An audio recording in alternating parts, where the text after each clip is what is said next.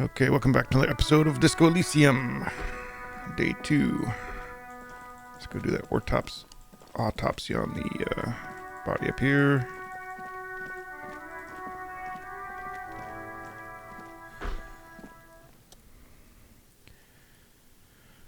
Running man lies with his eyes straight looking through you. His belt is still around his neck. His body is supine and open to intrusion by autopsy. The lieutenant adjusts his glasses and takes a deep breath.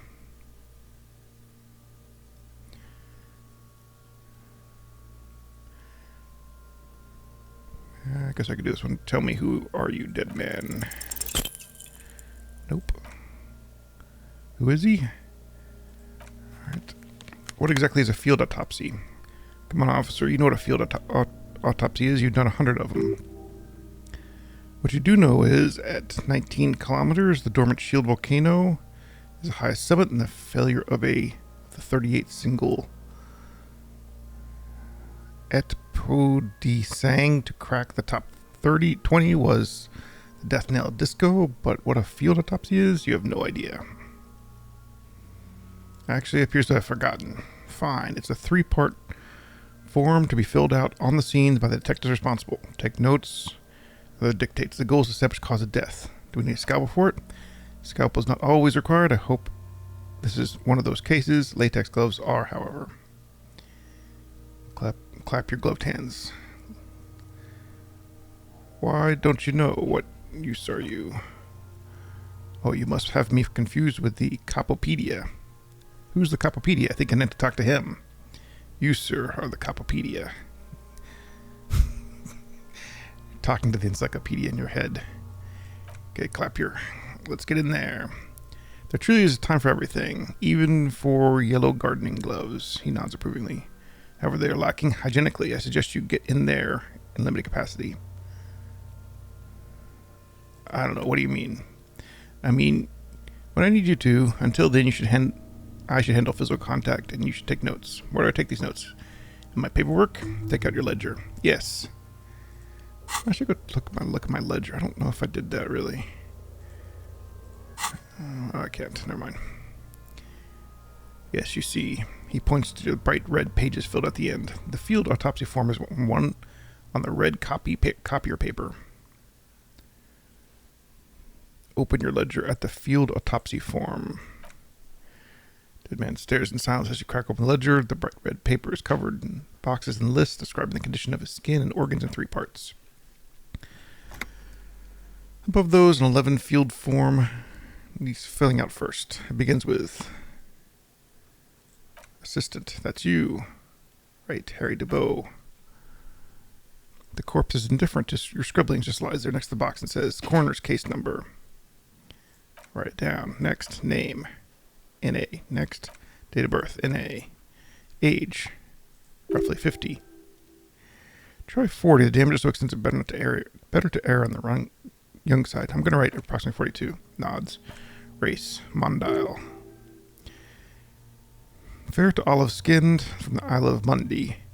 This is as vague as it gets. You might as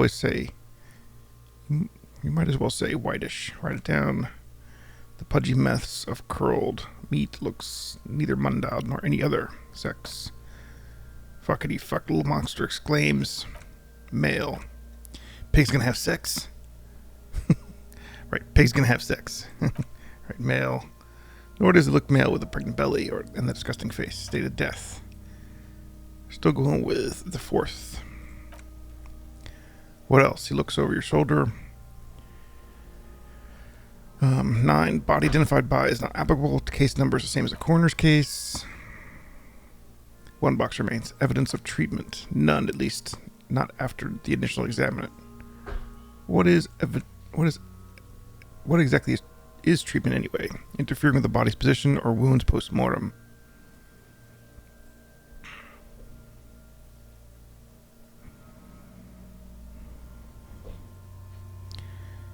Didn't the footprints look like he was carried over? They'd have to have incapacitated him to carry him over. This man was more than a match for untrained dock workers. He places his hand on his dead man's chest as if in preparation. Your central nervous system recognizes the gesture. It's the stations of the speech, ecclesiastically religious in nature, and hold out to pre-Dorlian birthrights. Oh, Stations of the Breath. It takes 2 seconds to perform, and then we should start the postmortem. Turn the page. The corpse cannot feel Kim's hand on the chest. It no longer meaningfully interacts with the surroundings. A thicket of boxes and lists on the red copier paper tries to answer why. Number 1, external examination. Summary. Clothes. The deceased wears armored boots and white briefs. Let's make the briefs in... The make of the briefs is Babarendine, I think. Let's see. Turns the body into its side to check the underwear label. See, it's happening. See, it's happening. Babarendine, yes. Inexpensive. Size, M. Color, white. The disappointment is palpable. The red-haired was expecting something more lurid. Write it down. The boots are ceramic, vitreous enameled. They're fused to his skin from blood flowing downward post-mortem. Removal of the boots is left for processing. It would have been clever of you to omit the boots altogether, sir. If you were to keep them for yourself, you ought to. You don't deserve anything else. Let's omit the boots because I'm going to steal them later. The boots has a serial number. He twists. It's E500 100 1000. The lines between the plates are in the shape of alphanumerical. The number is purposely concealed by design. Write it down. Tattoos. He stands up, feet planted on either side of the body. The upper torso is covered in a single continuous tattoo representing the map of the night sky. It reaches from the right to the heart. The ink is blue and white. The assistant has a colored photograph of the markings to be added to the case as document A1. The photo is taken at the scene using a Trigat Mini. Write it down. Deceased has a belt for airlifting cargo around his neck, tied with a hangman's knot, color yellow, length 3 meters. It is a buckle on the other end. Write it down. Produces a measuring tape. Well nourished, athletically built, measuring 1.8 meters, generally consistent with age 42. Preservation is good, ambient temperature below freezing. Body is light brown hair. Distribution is consistent with age. He kneels in to get a better look. The deceased male had patterned baldness. Hair is combed, black, short. Touch the corpse's hair. The hair near Lex-Tech's fingers feel wet. Cold to the touch, wet. Stroke his hair gently. Stench is suffocating. The strands of dark brown hair sticking to the latex gloves like threads of a rag doll's head. There must be some brilliantine in there. He combed his hair back with oil. Keep petting him. Write it down, adding the brilliantine. Vividly is consistent with hanging, albeit faint, as noted. The head is congested. Contusions are present on the head, chest, and thighs, consistent with stones thrown post-mortem. Low velocity. Fucking low velocity, chick chunk. You think Kuno doesn't know what you're talking about? Velocity was fucking max. These kids were throwing stones at the body. You shit talking about Kuno's velocity. Lieutenant pays no heed. In addition, there are bite marks on the face, scalp, and chest, consistent with predation. Write it down. Ligature mark. The lieutenant produces a small folding knife with the other hand pulling on the belt. He starts with cutting the polyester. Since it's hard, after a while it's obvious the material cannot be cut. Steer wiring, he concludes breathless. There's too much of it. We need to remove the belt so we can get to the ligature mark. You just got the right tool for that, the chain cutters. Good thing we got the chain cutters. Pull out the rubber grip chain cutters. Always think ahead now. He points to the rope squeezed. He points to the rope squeezing the dead man's neck. We need to cut the belt to see the ligature mark carefully with as much precision as you can. See? My pig is going to fuck off his head. Gonna fuck his head off. No, he ain't. Your pig's a boring fuck.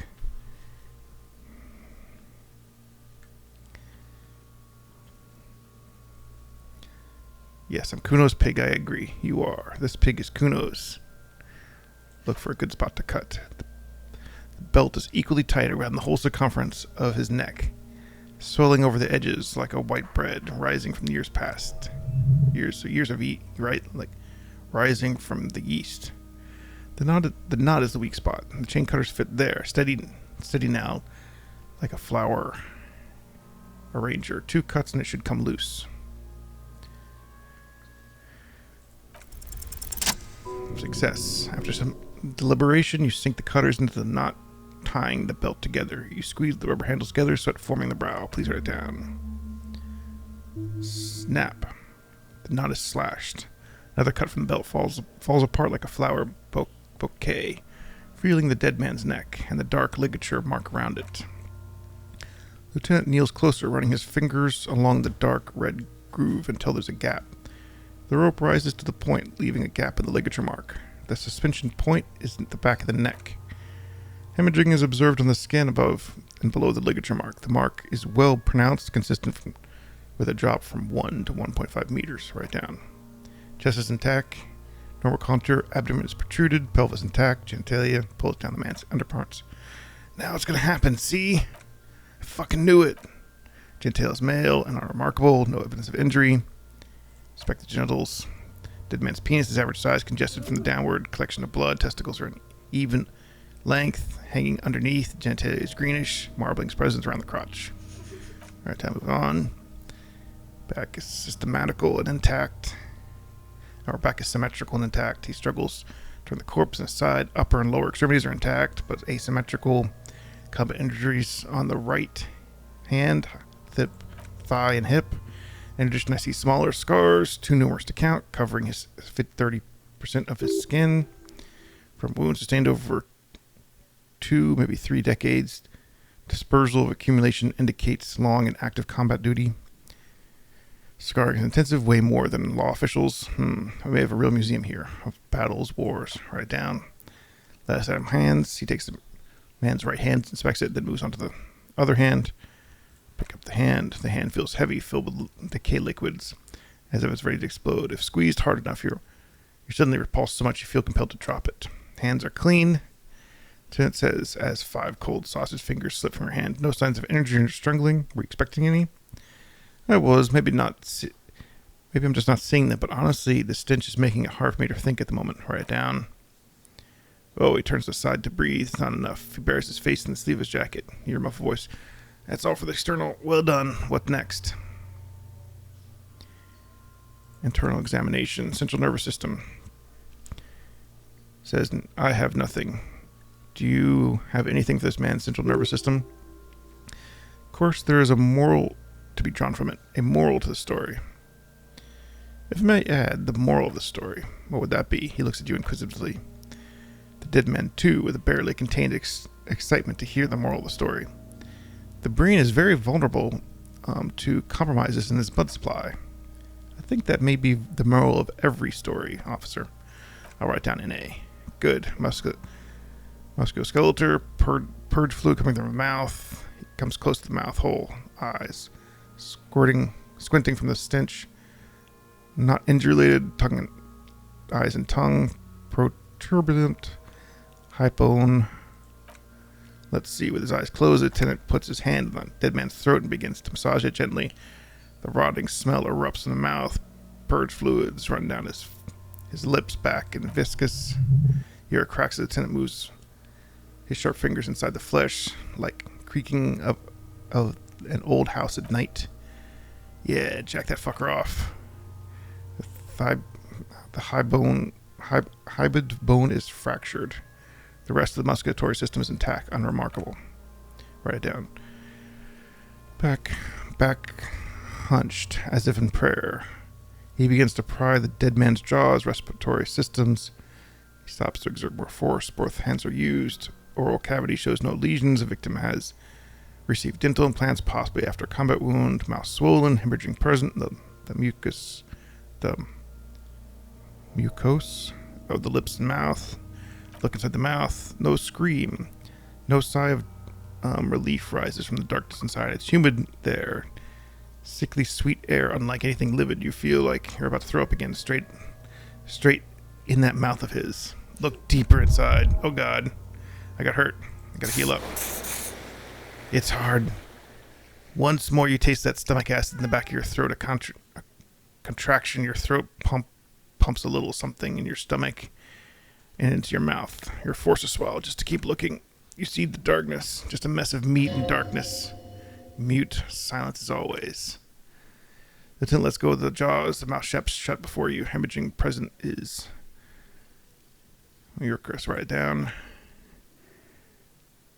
Hepatobilitary, write it down. Why? We don't have anything? He looks at the corpse's stomach with a mixture of tiredness and disgust. Are you a hepatobilitary expert? Hepto means liver, and bilitary means gallbladder and bile ducts. Am I an expert in those things? Nothing in your alcohol-soaked memory directs having a forensic expertise in either one. I don't think so. Neither am I. And what's that? It's that, right? NA. Same for taxology and serology. Both. Unless you have untapped reservoirs of knowledge there.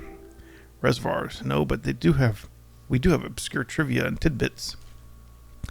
Would obscure tidbits and odd trivia fit the fields? No. The completion of me wonders if there's something we could still do. Like a toxology screening? At this stage, I doubt processing will find anything, even if he was brimming with cocaine, but still, you should add a request. Right, NA and add toxology requested. Cadaver or cardiovascular. The body exhibits heavy lividity. The blood is gathered in the hands, feet, neck. Hypostasis is visually consistent with a hanging. Write it down. Gastrointestinal. He breathes a sigh of approaching relief, and this is the last field on the list. He looks around to the ground, faces a pool of feces there. This will do. He touches the corpse's bloated lower abdomen briefly and says, digested semi-solid food and stomach. Voila. Keep the voila. What's next on the list? Descriptions of injury summary. Let's see. We have bite marks, contusions of the head, chest, ligature marks circling the neck. You'll need 3 fields. Leave a 4th one too. Be thorough if you want maximum results. Bite marks. Head, chest, scalp, bite mark injuries. Predation by birds. Would damage the body. Ontologist does not need to be consulted. Write it down. Your opinions, officer. Beneath the description, there are 2 boxes waiting to be ticked. Non-fatal post-mortem. Agreed. Next injury, contusions. So the scalpel bleeds from a post-mortem head injury, a stone. The injury does not have the rim of an early inflammatory response. The perpetrator on this scene has already confessed to causing its post-mortem at maximum velocity. Fucko. He has confessed to causing it at maximum velocity. Writing it down. Coagulated blood sticks to his scalp and chest where countless stones have hit the dead man beneath the description of 2 injury boxes. Non-fatal post-mortem. Right. Next. What's the 4th injury field for? Nothing, just in case. Ligature mark finished the autopsy. A dark red abraded ligature encircling the neck with a gap on the nape. Let's say 7 meters. The hyoid bone is fractured. The cervical column intact. I see hemorrhaging the skin above and below the ligature mark. The depth of the mark, 1 centimeter. No signs of clawing on the neck. Write it down. Below the note, 2 customary boxes waiting to be ticked. The man's head jerks to the side, awaiting your judgment. The ring around his neck is visible. Think for a moment. There's no time to rush. Opinion, fatal energy. That's it. He cracks an uneasy smile. We have established cause of death. It's not much, but it leaves much to be questioned, but it's a start. He produces a small black plastic roll from his jacket, a body bag. Let's wrap it up.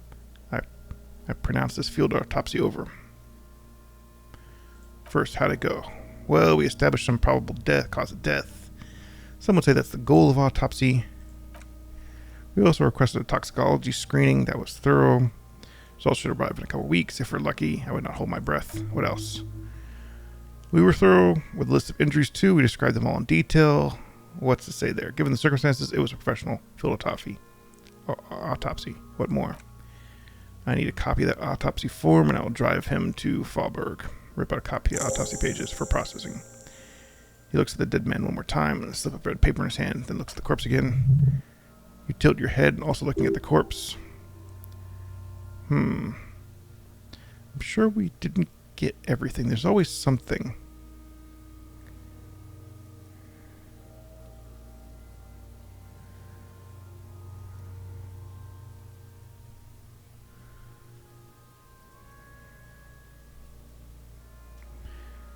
Tell me who you are, dead man. Success. I'm gone. Where have you gone? Into the wild pale yonder. Where is that? In the past. Way out in the west. Who are you? I'm a joke. Look at me. There's nothing funny about you. There's nothing funny about jokes either. Who were you when you were alive? A killer, a motherfucker, and a killer. I have another question. What is happening? Go ahead, Kobo. What do you mean? Talking to you. It's your power of imagination. Go ahead, ask me more questions. You fucking love questions. Why do I love questions so much? Because you're a copperoni. Look at all of them go. Do you want more questions? Yes, give me more questions. Is my name Rooney? Fuck no, you're no Rooney. I do strike myself as a Rooney. No, you don't, because between you and me, your name is probably Harry. That's right, stupid, boring Harry. Harry the motherfucker. Why do I feel I've forgotten something terrible? Because you have. I hate you. You stink and you're boring. Do you remind you of someone? A child born with Mahler's disease, harlequism, grown up miraculously. You sure wriggled out of that one, Copperoni. Enough. Tell me something, dead man. I wonder how you're supposed to get the boots.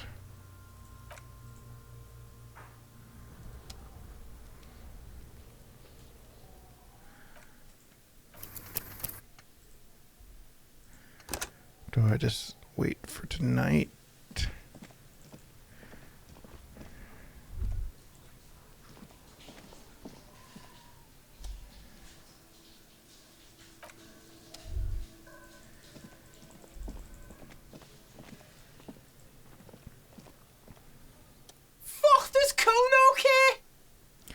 Kuno got any speed? Fucking right, pig. Kuno's filled bathtubs of that shit. Kuno's a kingpin. You're yanking my chain, aren't you, kid? Don't be yanking your shit in front of Kuno. Kuno's always serious. Always rolling. Big kilo. But you ain't kidding. You get the fuck off. But letting the act, he's actually telling the truth. Or at least 0.001% of it. He has a little speed, since he's not giving it to you.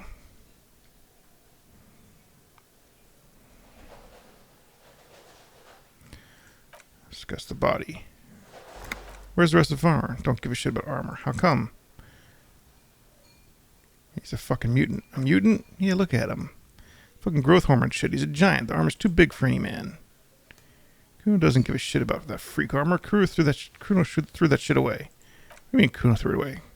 Kuno tried to get the helmet on. It was too big. Forms a kickoff and imaginary helmet. Kuno kicked that shit into the sea, rugby style. Shit means nothing to Kuno. You threw it into the sea? Yeah, that shit means nothing to Kuno. Kuno doesn't give a shit about the material shit. Kuno's a fucking monk. You want to fuck on somebody about that armor? Go fuck that mustached union fuck, that jolly two-bread shit it has at the gates. You mean Tubular? Yeah, cock and boots. You know that jolly union cow fucker. Came around talking about cows or some shit. Came around pretending like he cares about cows. Yes, you met him at the gates, the one with the boots and the jolly smile. You mean Morano? Yeah, he's the one you want to talk to. He's fucking crazy about the armor shit. Come here, pretending he likes cows, trying to catch a peep at Kuno's armor. Curious, my liege. Why did Kuno feed you this information? And you're just telling me this kind of your heart. Yeah, Kuno's doing a big charity day. Kuno's day. Kuno feels sorry for you loser pigs. Kuno's done being a pity now. Still, seems suspicious. You may have it in for this guy, or you may be paranoid. This is a possibility too.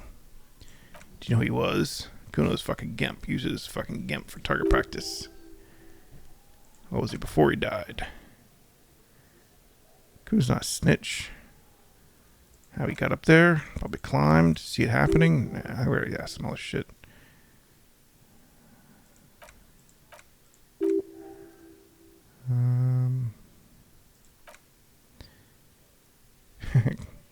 Don't need to know. Is anyone suspicious? You do that?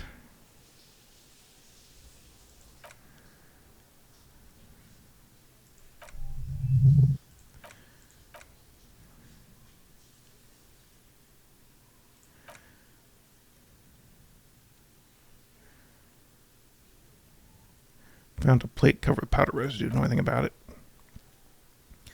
That's where Kuno gets his daily hit of electric. Kuno Shazam. Kuno rides the fucking lightning in there, pig. Tube of magnesolium. That's a vitamin, pig. Do you know anything about it? You could use some. It's magnesium, right?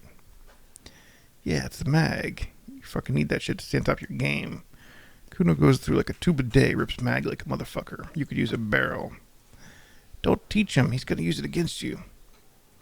I know all about magnesium. I rock it all the time.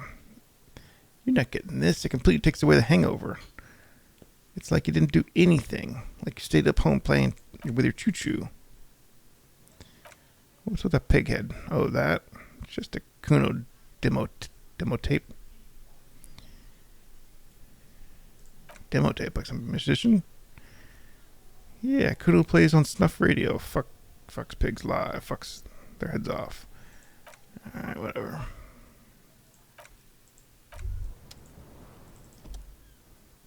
Magnesium is what you're lacking. Lack of magnesium has you slouched. There's a lack of magnesium in me? Yes, it's critical. Look at yourself. You're practically devolving to a fish due to the lack of magnesium in your bloodstream.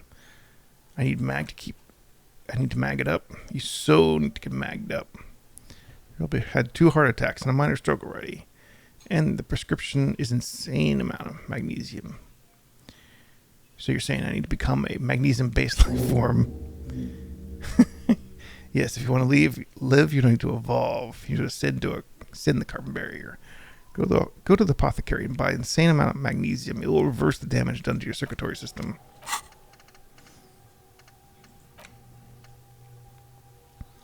She understood that humans are carbon-based organisms, fusing little carbon tubes together to form complex muscular structures capable of thought, love, and locomotion. It's also known that these structures sometimes like to take the edge off by consuming ethanol, amphetamine, etc. In such cases, it's important to supplement the body with magnesium. Tired, maggot. Down, maggot. Liver damage, maximum mag. Some people said magnesium doesn't do anything, and you just need to quit. What do you tell them? Temporary research bonus. -1 shivers, no shakes.